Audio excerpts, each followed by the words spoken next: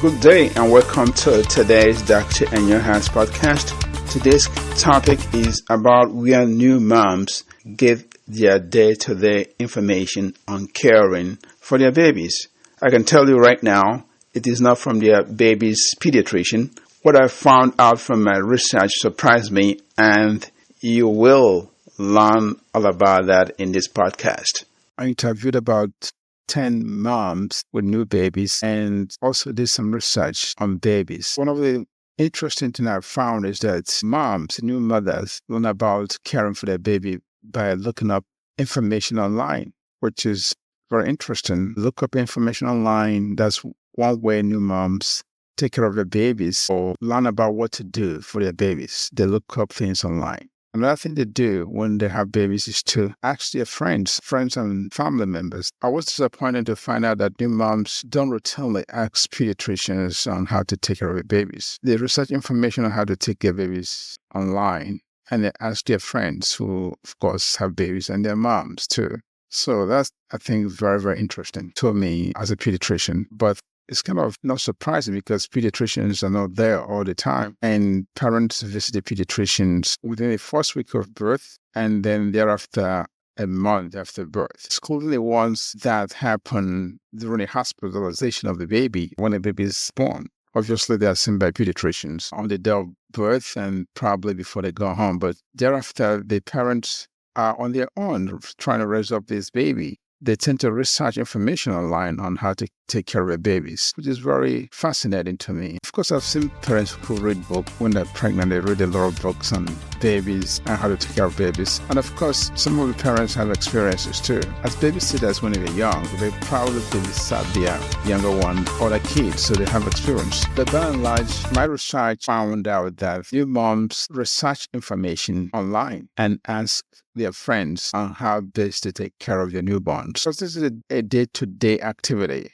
hour-to-hour activity, minute-to-minute activities. You don't have the luxury of calling your pediatrician up every time the baby poops and every time the baby burps to ask him or her what to do. So it's very fascinating. It's surprising, but fascinating at the same time. But it's not surprising if you actually think about it, that moms will Google and look up information online, probably looking for other moms' experiences, other parents' experiences. If there are parents who have similar experiences as they are having, and that is easy to look up, and then calling your doctor of 2 o'clock in the morning or 12 midnight to ask them what's going on with the baby. So, but I think it's still fascinating that looking up information online, asking friends and families, popular ways new moms take care of the babies. There could be downside to this. This downside is that you can't trust all the information you hear online.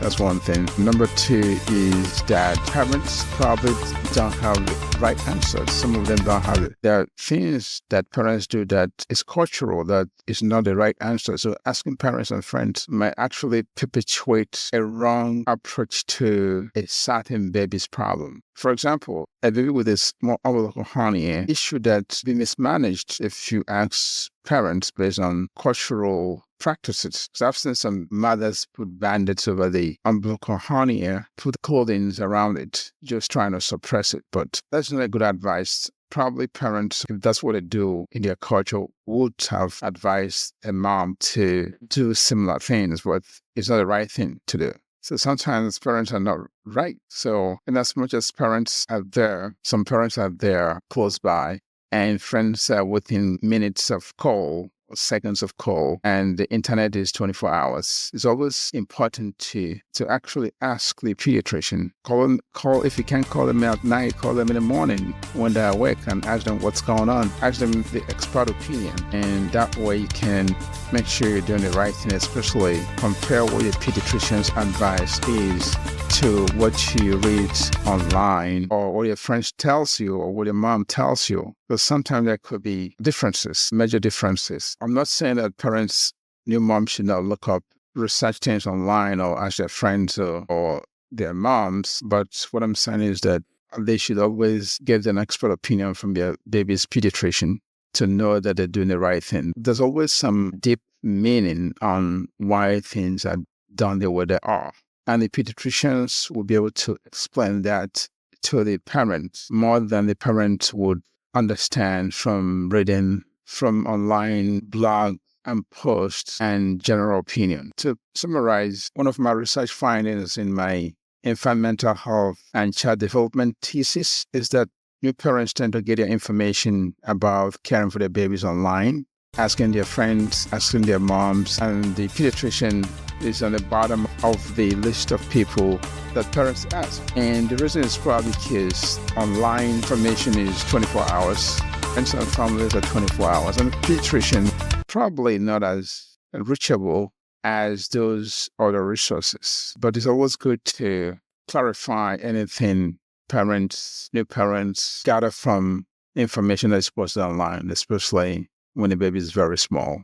Thank you so much. I hope this helps a little bit with caring for your baby when you bring them home from the hospital. Nurses usually do a lot of teachings and anticipatory guidance, what to expect, but they won't cover everything. The babies grow very fast. A day-old baby is not the same as a 1-week-old baby, and 3-week-old baby, a month-old baby, 2-month-old baby. The nurses will not be there all the time. The doctors will not be there all the time, but it works out. The most important thing is to make sure you clarify with your pediatrician on whatever management you are applying to your newborn and infants.